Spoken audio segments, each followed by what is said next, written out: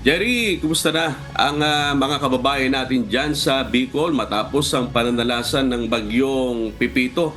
At yung mga stranded passengers, stranded pa rin ba sila hanggang ngayon sa mga pantalan na Jerry? Yes, amigo, nagsimula na nga mag-decamp o bumalik sa kanilang matahanan yung ating mga kabayan dito sa Bicol. Maliban na nga lang doon sa mga nasira ang kanilang mga bahay doon sa isla ng Catanduanes. Samantala nga, stranded pa rin nga ang mga kababayan natin sa mga pangunahing pantalan. Pero mamayang alas 8 ng umaga ay magsisimula ang biyahe mula doon sa Tabaco Albay patawid sa San Andres, Catanduanes.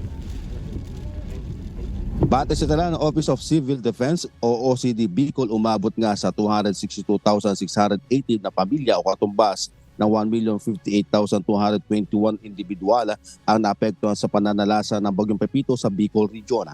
As of 5 p.m. kahapon, may 98,928 pamilya ang nanatili sa 2,928 evacuation center.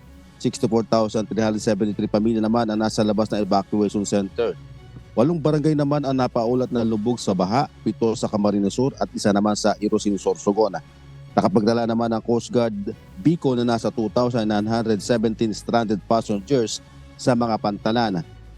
1,084 rolling cargos at 59 sasakyang pandagat ang inilagay sa ligtas na lugar. 21 national roads at tulay naman apektado din ng pagbaha. 1 ang passable sa lahat ng uri ng sasakyan, 17 ang one-lane passable at 3 naman ang passable na sa light vehicles. Tinatayang mahigit 4 na milyong pisong halaga ng assistance ang naipamahagi ng Department of Social Welfare and Development o DSWD, Department of Labor and Employment o DOLE at OCD Bicol sa 1,441 na pamilya dito sa Bicol. Yan ang update. Balik sa iyo, amigo. Oh, Jerry, pa-update naman kami kung sakali na natutugunan na yung pangangailangan ng ating mga kababayan dyan sa Bicol.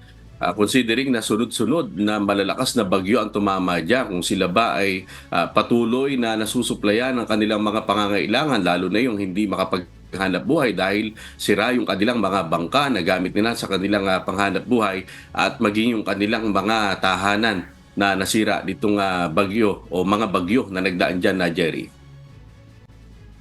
Yes, amigo, yun yung patuloy nating babantayan. Alamin natin sa mga ahensya ng pamahalaan at maging sa mga local government unit kung nabibigyan ba ng assistance o tulong yung mga kababayan nating naapektuhan dito sa pananalasa nga ng ilang bagyo at lalo na itong bagyong Pepito dito sa Kabikulan, amigo.